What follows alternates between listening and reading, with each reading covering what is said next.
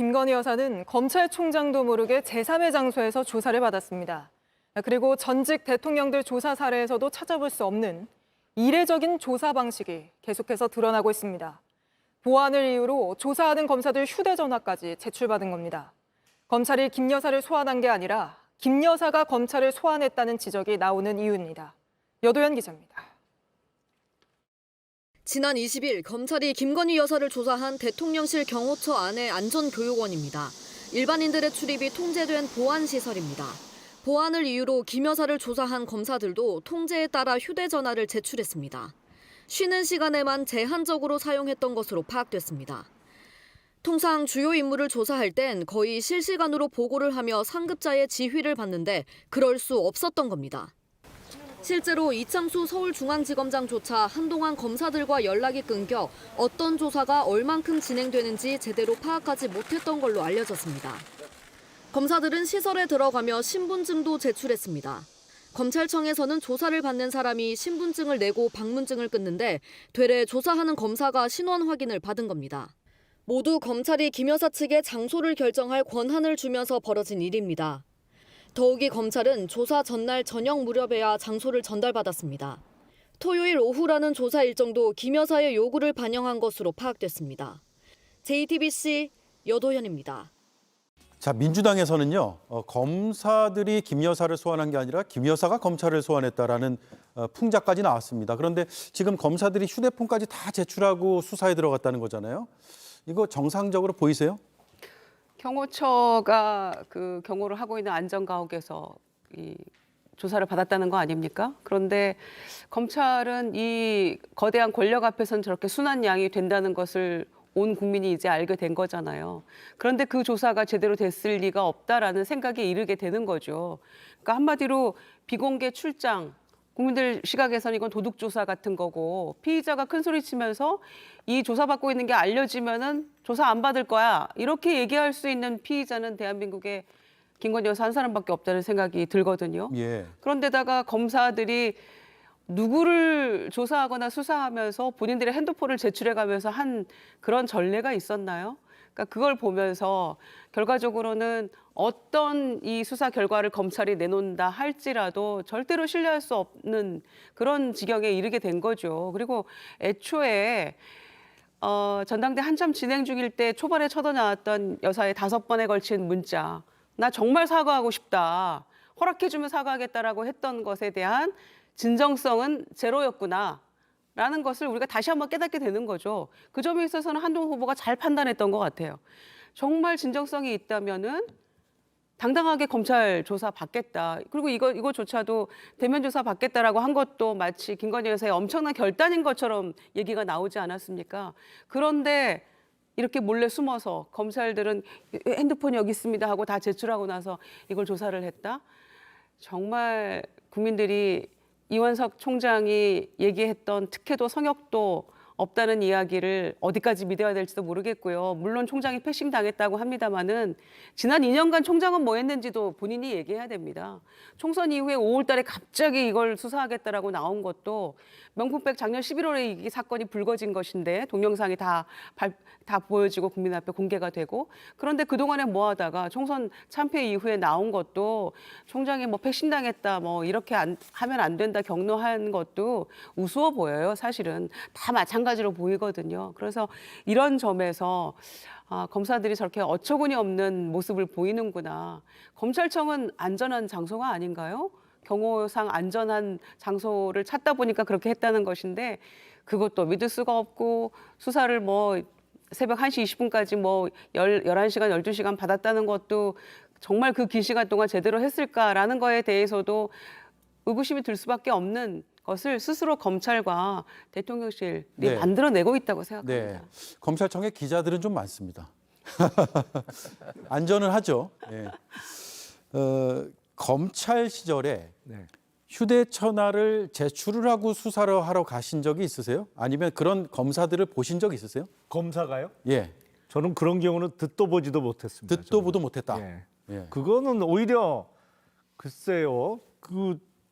제가 사실은 지난 주말에 김건희 여사의 조사 사실이 알려진 다음에 그 직후에 이게 언론에서 김건희 여사가 제3의 장소에서 소환 조사를 받았다고 표현을 하는데 이게 소환을 당한 건 검사가 당한 거지. 이게 대통령실의 경호처 부속 건물, 네. 그 청와대 근처에 창성동에 있는 건물에서 조사가 이루어진 거잖아요. 그러니까 아주 쉽게 표현하면 조사 받는 분이 남편 회사로 검사들을 불러들인 거예요. 네. 그렇잖아요. 대통령실 경호처 부속 건물이니까. 그 지금 왜 검찰총장에게 보고를 안 했냐? 서울중앙지검의 이유는 크게 보면 두 가지를 들고 있습니다. 도이치모터스 주가 조작 사건과 관련해서 검찰총장의 수사 지휘권이 배제되어 있기 때문에 사전 보고를 안 했다. 예, 윤석열 총장 때 이미 배제가 돼 있어서 그렇죠. 유효하다. 아니 그거는 윤석열 당시 검찰총장 시절에 검찰총장의 배우자 관련된 사건이니까 그 검찰총장의 수사지휘권을 배제했던 거지.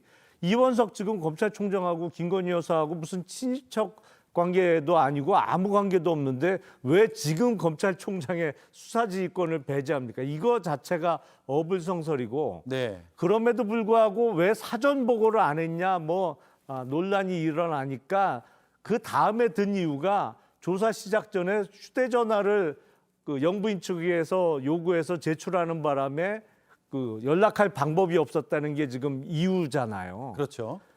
이게 점입 가경입니다, 사실은. 그러니까 휴대전화를 오히려 검사들이 압수당한 꼴로 지금 조사가 이루어졌다는 얘기를 검사 입으로 스스로 하고 있는 건데 글쎄요, 저는 진짜 이런 경우는 처음 봅니다. 네. 보도 듣도 못했다라는 건데 뭐 여러 가지 이견이 있을 수 있습니다. 지금 국민의힘의 지도부에서는 절차상으로도 법적으로도 문제가 없는 조사 절차였다라고 이야기를 하고 있는데 홍석준 의원은 개인적으로 어떻게 판단하고 계세요? 예, 이 사안을 본질과 좀 형식을 이제 명확하게 이제 인식을 해야 되는데 본질은 결국은 도이치모터스 사건에 관련된 대통령 영부인에 대한 조사입니다. 이번 조사가 우리 대한민국 헌정 역사상 최초로 현직 대통령 영부인에 대해서 검찰이 대면 조사를 12시간 이상 했다는 것이 본질 아니겠습니까? 네. 그런데 잘 아시겠지만 지금 도이치모터스 사건은 2009년, 2012년 사이에 당시 건호수 도이치모터스 회장이 주가 조작을 했다는 그런 어떤 혐의인데 이것이 2019년도에 고발이 돼가지고 그동안 이제 문재인 정부에서 수사가 이루어졌고 작년 2023년 2월 달에 벌써 1심 판결이 난 사항입니다. 그래서 건호수 회장이 지금 유죄 판결 받고 나머지 사람들은 다 무죄 내지는 혐의 없다고 이야기되었던 그런 상황입니다. 그런데 유독 지금 김건희 여사만은 기소조차도 당시에 문재인 정부 검찰에서 탈탈 수사를 했지만 기소조차도 되지 않은 사항에 대해서 네. 아직까지 아무런 검찰 종결이라든지 수사 종결이나 이런 어떤 조치를 취하지 않고 계속해서 시간을 끌고 있다가 결국은 대통령실에서 서면 조사를 요구했지만 검찰에서 대면 조사를 요구했고 그래서 장소 문제라든지 이런 것은 경호 문제로 이제 검찰청이 아닌 경호처에서 대면 조사가 이렇게 이루어졌는데 이런 어떤 본질적인 사항은 이제 온데간데 없고 갑자기 형식적으로 장소가 어떠냐 또 검찰총장 패싱이 어떠냐 이런 어떤 문제가 오히려 더 지금 이제 이슈화되고 있는 것이 저는 굉장히 좀 안타깝게 생각하면서 그런데 이원석 그 총장도 어제는 좀 강하게 국민에게 뭐 사과를 하는 둥 하다가 지금은 오늘은 이제 말을 좀 아꼈죠. 그것은 검찰총장이 진상조사라든지 이런 것을 하지도 않고 먼저 국민에게 사과한 저는 검찰총장으로서는 대단히 부적절한 그런 어떤 발언이 아니었나 지금 당내 전반적으로 그렇게 생각을 하고 있습니다. 네. 12시간 조사한 것 그리고 어떤 것을 조사했는지 그 내용이 본질이지 형식 같은 것들로 이런 여러 가지 논란이 발생하는 것은 부수적인 것이다. 그렇습니다. 이 입장이시군요.